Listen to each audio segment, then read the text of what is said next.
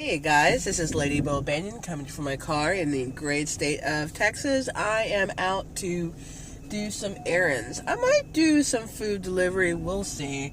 I only have about maybe an hour and 20 minutes before I have to be back at the house, and it's raining, so I don't know. But thank you for joining me today, guys. Thank you for hanging with me. I've gotten one additional subscriber within the last week or so thank you. I do appreciate you joining me on my journey to healing and recovery from narcissistic abuse. Today's topic is going to be talking about the new supply. If you're like me, you probably often wonder what's going on with the new supply. Is he or she being treated better than me? What do they have? And if the new supply has been in a relationship for a long time with that suspected narcissist or toxic person, you'll begin to wonder, well, what the heck is going on? I don't really see any cracks in their relationship, or I don't hear about anything going on. What's the deal?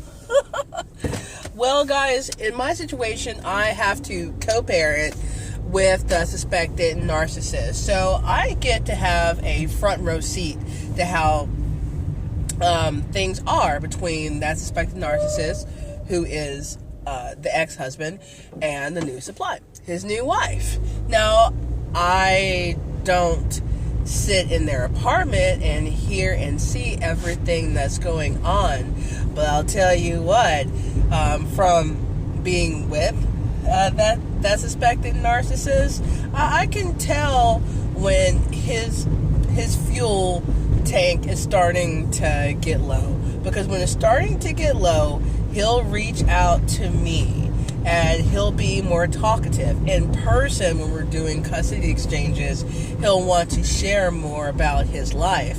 When he has me on silent treatment or feels slighted or disrespected in some way, he won't want to be near me and won't want to talk to me. Now, I've known the ex-husband for,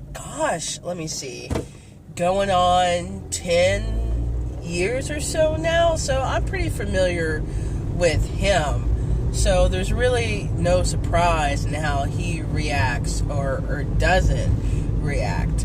What's interesting is what I'm seeing from the new supply. So when she first entered the life of the ex-husband, she was glowing and happy. She was sexed up. She was on top of the world. She was on cloud 9 because she was in place to be promoted to being the primary source. Excuse me, guys. I'm getting over a little little cold that my youngest brought home. Excuse me. Anyway, in the beginning, oh man, she couldn't do anything wrong. She was perfect. There was life in her face.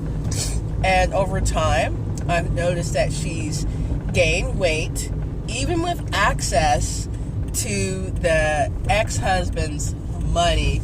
She still dresses in clothes that are too small for her, that is not flattering to her figure at all. She looks haggard. She looks drained unless she puts on her face and puts on makeup.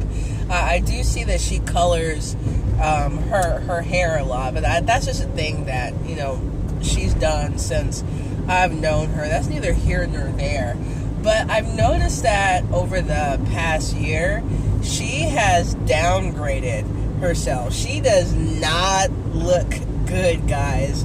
Majority of the time that I see her, and that's not to talk ish about her physical appearance, it's just to relate that she's not where she was. When I got with the ex-husband, I was, I think like 215, 120 pounds or something like that. I've been working out and eating better, had my hair all done. And over the course of a couple of years, I gained a lot of weight. I really stopped caring about my appearance. But the ex-husband always told me, oh, you're so beautiful, and, you know, you're the most beautiful person. Don't be down on yourself. I love you as you are. And, you know, those are great messages when it's taking place in a healthy relationship. But in a healthy relationship, your partner is also going to show concerns if your health is being affected, or if it appears that you're depressed or whatever and not taking care of yourself, you know. But the ex-husband would listen to me, but he wouldn't see me. Everything was fine with me until it wasn't. And he would bring up my weight, or he would say that he couldn't get it up or whatever, and he had to drink or think about something, you know, whatever. He would say these really cruel things when he was angry, and then he would recant them and say, oh, I didn't really mean that. I just said it in the moment. Or I was drunk. I didn't mean it. No, guys, that's what they actually mean. They want to tear you down and use your insecurities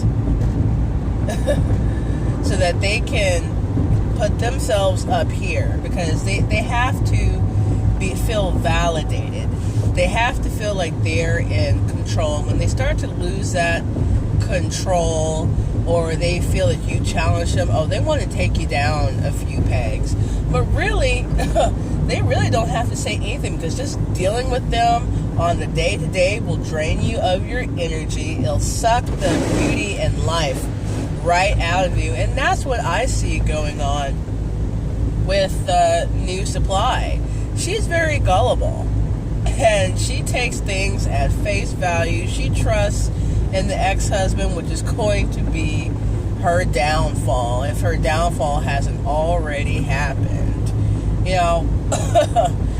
She's encouraging of him drinking, which is not the thing to be encouraging him on, because that's just going to open Pandora's box. But she'll see if she hasn't seen already. Guys, don't be jealous of the New Supply. Yeah, they took your place with the narcissist. You were replaced. You were discarded. But that is a gift. It's actually a sign of respect to you, because that narcissist recognizes that, oh, this person's onto me. This person's stronger than I thought. They have a will that's tougher than I thought. And they'll try to break you down some more, but they're going to start that devalue and eventually that discard. And if you're not in the place to value yourself and really love yourself to get the heck out of that situation, you'll fall for that Hoover. You'll fall for the future faking, the lies, the I'm sorry's, I won't do it again, or it's not in my character. No, that's their character. That is them, guys. And, the New Supply, she has been abused by the ex-husband. I've seen it firsthand. I've heard it firsthand. She still stays. That's her choice, but it's a choice to remain in a prison. Now, if I were on the outside of my situation looking at this, I would think, well, why in the world is this person having obsessive thoughts about their ex? He doesn't look good. He's in a dead-end job. He's tired all the time. He's having to support 2 households. This person has a new lease on life. Well, it's not that easy to move on in your head, in your life. So I'm not saying, guys, that you don't have a right to feel any sort of way about your ex, or if it's a family member that you're estranged from. I'm not saying that you can't grieve the loss of a relationship and grieve the fact that you're never going to have a normal relationship with these people. But you really have to consider the alternative. So I'll give you a personal example. when I was with the ex-husband, he worked a lot. I mean, he still works a lot, but he really worked a lot. So I'd be left to myself for hours and hours. And I was very lonely. I became depressed. And when the ex-husband came home, I was really eager to talk to him because I wouldn't always have the opportunity to talk to him during the day because, you know, he was working, right? And it got to the point where, you know, he gave me the impression that I was being too needy, and he would take work home with him, and I'd, you know, I'd tell him, hey, you know, we're home, you know, can we cut the work stuff out? You don't have to, you know, stare at your phone all the time looking for updates to this and that, you know, be in the moment. But, you know, he would yap at me about, you know, me not taking his work seriously, and how he did have to be on the job even when he wasn't on the job, yada yada yada. But it seemed like he got a lot of supply and validation and stuff and fuel from his work and doing his job. And there are times that I thought that he was married to his job. When I would tell him, hey, why don't you talk to the boss about, you know, being able to take, you know, these days off, because his days off at first was, you know, like a weekday in the middle of the week and like a Sunday or something. So we never had, you know, time to really enjoy the weekend and relax. And when the kids came into the picture, there weren't many opportunities for us to really have quality family time. So when the ex-husband would eventually get with the new supply, she became his ride or die because he started to work nights, and eventually he got it to where he has Friday and Saturday off. And I'm thinking to myself, what? You know, I begged and begged for you to consider, you know, talking to your boss about getting these days off so we could have family time. And it seemed like he was giving her the world and doing everything he could to make a new family life with the new supply. And I was mad and I was jealous because at the time I was being discarded. The kids were being discarded. We were being ignored. The ex-husband wasn't financially supporting us. I didn't have a child support order out there yet. We weren't divorced. So yeah, there was no obligation for him to support the kids. So he didn't. I was hopping mad, guys. I was pissed off that this MFer would, you know, give the new supply the things that I wanted, that I yearned for, so that we could be a healthier, more happier couple and have more family time. But now that the ex-husband and the new supply live apart, life isn't so peachy key. You know, for months he lived at his mom's place. He didn't have any bills. He wasn't paying me the child support, and now he has all these financial obligations. He's still working a lot. Sure, he has Friday and Saturday off, but every other weekend, that Friday and Saturday has to be shared with the kids when he chooses to take the kids. And, you know, the new supply doesn't mind that because she likes having the kids around. But, you know, she's at home for hours and hours and hours until the ex-husband, you know, gets home. And now that I'm not in the picture and the kids aren't in the picture, as we all used to live together, long story, she's there by herself. No one's cooking meals. No one's cleaning up the house. It's just her and the ex-husband, their little family. But see, it's all a show. It's all an illusion, guys, because a tiger doesn't change its stripes. the ex-husband isn't keeping up with the things that he needs to keep up with and be a provider. He owes like around $400 in tolls because he didn't pay them back when he was running through the tollway, knowing full well that he didn't have money in his account on that tag. And the fines and fees have accumulated to the point where he's having to pay hundreds of dollars. He's having to go to court to keep paying all these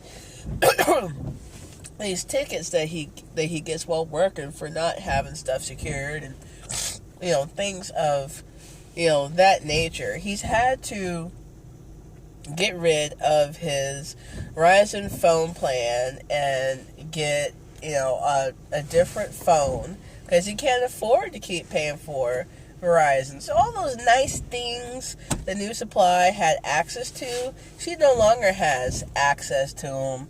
He might go and buy her this and that and stuff like that, but what's material things when you don't have a genuine relationship? I say it won't be long before the ex-husband gets tired of all of that. Now, he has a lot to lose because he's married to the New Supply. So if he were to get divorced, he's like going to have a really hard time because, he'll have two women who are going to be pissed off at him.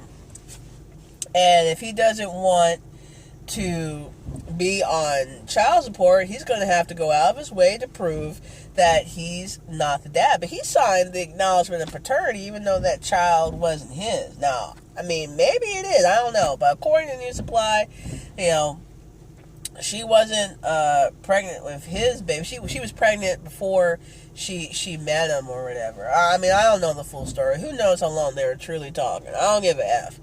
That's his problem now. So, yeah. The New Supply is not where she was. She's gone down a couple of pegs, but she's trashy. And she has a trashy background. So, this is part of the course for her. But she thought she was going to get on Easy Street and move into the house that I co-owned with the ex-husband and kick me and the kids out and live high on the hog. Well, now she's sifting through the slop train now, rolling around the mud with another hog. So, yeah, good luck with that, honey. Have a nice life. So, yeah, guys, I'm feeling great. Physically, I'm not all that great. As I said, I'm still getting over a cold. But I'm in a much better place. I'm more at peace. And you can be at peace. Just leave that narc and the New Supplies in the past. They'll get their karma. Actually, they're living their karma. They're living their karma every day from the choices that they've made. So, with that said, if you like this video, go ahead and hit the thumbs up. To keep up with me, go ahead and hit subscribe and hit the bell to be notified of new videos. Thanks for joining me. I'm about to go into Walmart, and I'll see you soon.